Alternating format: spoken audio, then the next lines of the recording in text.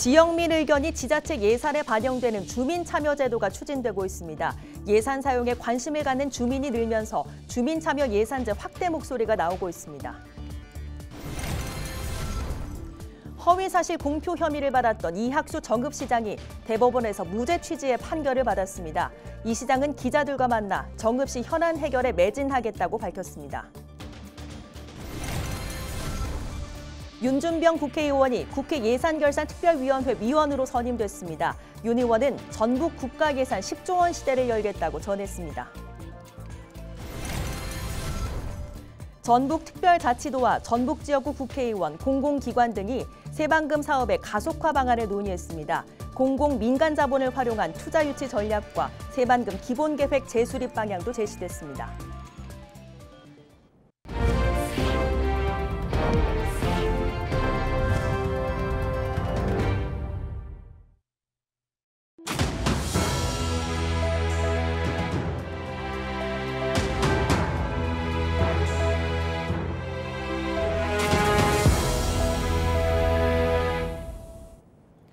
시청자 여러분 안녕하십니까? 헬로TV 전북뉴스입니다. 첫 소식입니다. 평소 내가 사는 지역에 개선됐으면 좋겠다는 점 종종 생각나는 경우 있으실 텐데요. 그런 생각이 실제 지자체 예산에 반영되는 주민참여제도가 활발하게 추진되고 있습니다. 이나라 기자입니다. 부안 지역 청년들이라면 누구나 무료로 이용할 수 있는 소통 공간인 청년업센터입니다. 지난 6월 이곳에 개인적으로 시간을 보낼 수 있는 소규모 공간들이 조성됐습니다. 평소 센터를 이용하던 한 청년의 제안이 주민 참여 예산으로 실현된 겁니다. 청년업센터를 방문했을 때 제가 공부를 하든 할 수 있는 공간이 있었으면 좋겠다 싶어서 이렇게 아이디어를 냈습니다. 목소리를 냈을 때 이게 됐을 거라는 생각은 해본 적은 없어요. 근데 1박 2일 캠프를 가서 제안서를 한번 냈을 뿐인데 그게 완성작으로 나오니까 이게 이런 방법으로도 목소리를 낼 수 있겠구나. 지난해 부안 지역 주민 제안으로 올해 추진된 사업은 38건, 예산액은 16억 원에 달합니다. 이곳 부안읍에 설치된 재활용품 분리수거장도 주민 참여 예산으로 조성됐습니다. 정부가 2011년부터 지자체의 예산 편성 과정에서 주민 참여를 법제화한 가운데 최근 3년간 전국에서 매년 5만 건이 넘는 제안이 접수됐습니다. 순창군에 올해 접수된 주민 참여 예산 제안은 171건으로 지난해보다 절반가량 늘었습니다. 하지만 지역별로 요구는 많고 예산은 한정되다 보니 규모가 큰 사업보다는 가로등 설치와 같은 소규모 사업이 여러 개 추진되는 실정입니다. 활용도는 많이 좋은 것 같아요. 근데 예산이 좀 적어. 최고 많아야 1억 5천, 그러면 5천. 그 범위에서 하니까 부안군 예산이 한 8천억 지금 든다고 하는데.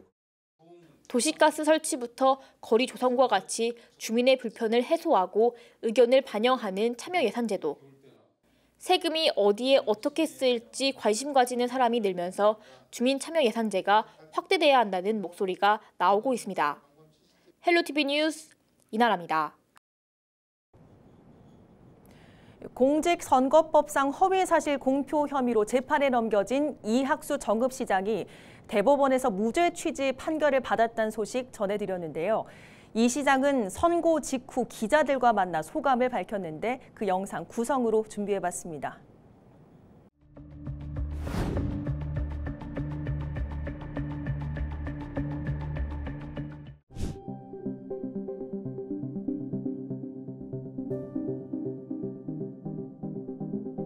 (1년 11개월) 동안 저로서는 힘들지 않은 시간을 보냈다고 하면 거짓말이고요. 올 4월 12일 날 제가 뇌졸중으로 떨어졌고 5월 12일 날 헬기에 실려가서 스텐트를 2개를 박았는데요. 의사들도 저한테 스트레스 때문에 그런다고 그러는데 어쨌든 이제 파기환송이 됐으니까 제가 전주 고법에 가서 잘 설명드려서 완전히 무죄 판결을 받도록 더 열심히 노력하겠다는 말씀드리겠습니다. 사실은 상대 후보가 증여받은 것을 제가 왜 샀냐 이렇게 물어봤었어요. 근데 소시대장에 소유권 이전이라고 써져 있었기 때문에 당연히 매매를 한지 알고 물어봤었고요. 그 자리에서 본인이 나 그거 산 거 아니고 부모로부터 증여받은 거다 라는 한마디만 했으면 여기까지 오지 않았어요. 제가 검찰에서도 그 얘기 했어요. 이게 토지대장을 떼야 되는지 등기부 등본을 떼야 되는지 법조인들은 잘 알지만 민간인들은 잘 모른다. 또 보도자료 관해서도 저는 몰랐어요. 정말로. 뭐 토론회에서 그런 것도 못 물으면 사실은 토론회가 의미가 없는 것이라고 생각을 하고 있고요. 저는 이제 그런 부분들이 대법에서 받아들였다고 생각을 하고요. 전체 직원들이 다 마음을 똑같이 먹겠어요. 틀리게 먹는 사람도 있었겠지만 그렇지만 대개 우리 간부 공무원들이 정말 제가 까놓고 내가 하는 날까지 나는 오늘도 어제같이 어제는 1년 전에같이 할 테니 똑같이 좀 해달라고 했을 때 다 그렇게 따로 줬고요. 100%는 아니지만 저는 90% 이상 뭐 제가 재판받는 거고 상관없이 우리 직원들이 열심히 해줬다고 저는 생각합니다. 또 2주에 한 번씩 이렇게 체크를 해서 우리 과별로 독려를 하고 있어서 아마 시정에 또 부시장께서도 특별히 챙기고 있어서 뭐 이렇게 누수라든가 아니면 좀 미비한 사항들은 없었다고 저는 믿고 있고요. 예산철이 돌아왔는데요. 우리 시민들의 그 경제적인 또 삶에 관한 예산들, 농업농촌에 관한 예산들, 어린이에 관한 예산들, 청년에 관한 예산들, SOC 사업을 안 하는 한이 있어도 그런 사업들은 민생 예산들은 제가 더 늘려나갔으면 늘려나갔지 줄이지를 않으려고 생각하고 있고요. 시청 내부의 직원들이 그 부분에서 어떻게 옆에서 함께 아파해주고 또 격려해주고 이렇게 기도해 주셨던 우리 시민들 덕이라고 생각을 하고 있고요. 또 우리 정읍 시의 단절없는 시정을 이끌어갈 수 있도록 해주신 우리 재판부에 대해서도 진심으로 감사드립니다. 제가 더 앞으로 겸손하게 그리고 낮은 자세로 우리 시민의 행복지수를 위해서 더 열심히 시정을 펼치겠다는 약속 꼭 드리겠습니다.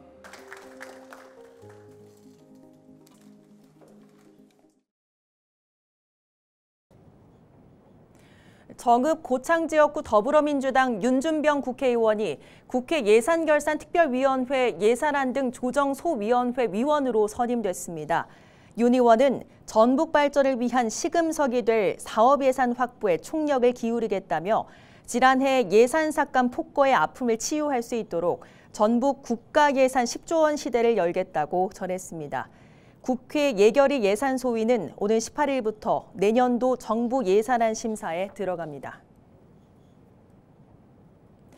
전북특별자치도와 전북지역구 국회의원, 공공기관 등이 새만금 사업의 가속화 방안을 논의했습니다. 전북도는 1일 서울 여의도 켄싱턴 호텔에서 기업 투자 촉진을 위한 새만금 사업 가속화 방안을 주제로 정책 포럼을 열었습니다. 포럼에는 김관영 도지사와 문승우 도의회 의장, 더불어민주당 이원택, 이춘석, 안호영 의원, 국민의힘 조배숙 의원이 참여했습니다. 또 새만금 개발청과 국무조정실, 새만금 사업 추진지원단, 농어촌공사 새만금 사업단 등 기관 관계자도 참석했습니다. 이들은 새만금 일대 공공민간 자본을 활용한 투자 유치 전략과 새만금 기본계획 재수립 방향 등을 제시했습니다. 심덕섭 고창군수가 지역 출신 독립운동 참여자와 2차 동학농민혁명 참여자들의 서훈을 건의했습니다. 심 군수는 지난 31일 이희환 국가보훈부 차관을 만나 공훈을 인정받지 못한 지역 출신 독립운동 참여자 103명에 대한 서훈 신청서를 전달했습니다. 또 최근 국정감사에서 독립운동의 시점을 두고 논란이 됐던 동학농민혁명 참여자 서훈 확대에 대한 의견을 나눴습니다. 서울 북부지방법원 형사 12단독은 1일 새만금 수상태양광 발전사업 과정에서 정관계 인사들에게 로비를 대가로 1억여 원을 받아 챙긴 혐의로 재판에 넘겨진 전 군산시민발전주식회사 서모 대표에게 징역 1년 6개월을 선고했습니다. 서 씨는 지난 2020년 새만금 솔라파워 사업단장 최모 씨로부터 정관계 인사들에게 로비를 대가로 1억여 원을 받아챙긴 혐의로 지난 5월 기소됐습니다. 재판부는 국회의원 혹은 관련된 제3자에게 뇌물 목적으로 청탁한 것임을 알면서도 1억 원을 받았다며 엄중한 처벌이 필요하다고 양형 이유를 밝혔습니다. 검찰은 서 씨의 돈이 더불어민주당 신영대 의원에게 흘러 들어갔다고 보고 31일 신 의원에 대해 구속영장을 청구했습니다. 징계받은 소방서장으로부터 고가의 선물을 받은 혐의로 임상규 전 전북특별자치도 부지사가 송치됐습니다. 전북경찰청은 업무 추진비 횡령 등으로 징계받은 도내 A 소방서장과 당시 징계위원장인 임 전 부지사를 뇌물 공여와 수수 혐의로 송치했습니다. 임 전 부지사는 정직 3개월의 징계를 받은 A 소방서장으로부터 굴비 선물을 받은 혐의를 받고 있습니다. 경찰은 또 감찰 조사를 소홀히 한 혐의로 도소방본부 전 감찰팀장 B씨 등 감찰 조사관 3명을 송치했습니다. 전북 지역 의약품 도매상 40곳에 대한 집중 단속이 진행됩니다. 전북특별자치도 특별사법경찰관은 오는 4일부터 15일까지 의약품 도매상을 집중 단속한다고 밝혔습니다. 단속 대상은 창고 면적 기준으로 선정한 도매상 40곳입니다. 점검 사항은 약사 면허 대여와 차용 행위, 의약품 입출고 보관, 수송 시 품질 관리, 유효기관 경과 의약품의 저장, 진열 등입니다. 의약품 도매상은 약국과 의료기관에 의약품을 공급하는 영업소로 반드시 약사를 고용해야 합니다.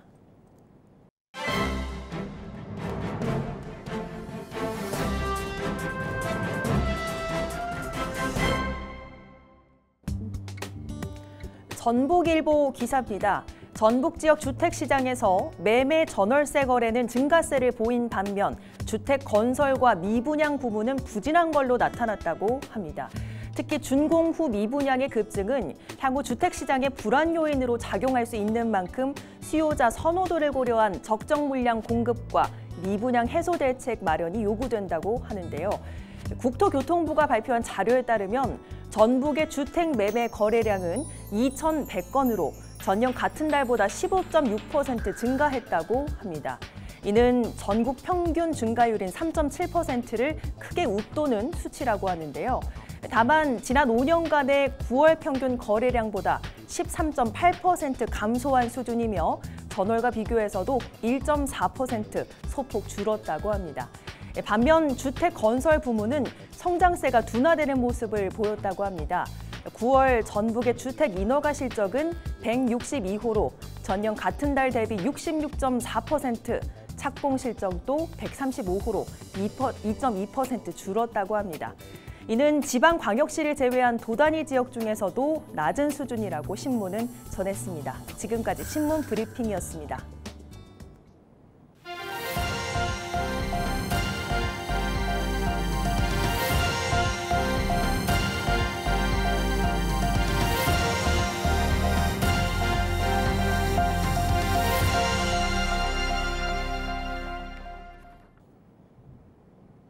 정읍시가 문화체육관광부의 내년도 열린 관광지 공모사업에 선정됐습니다.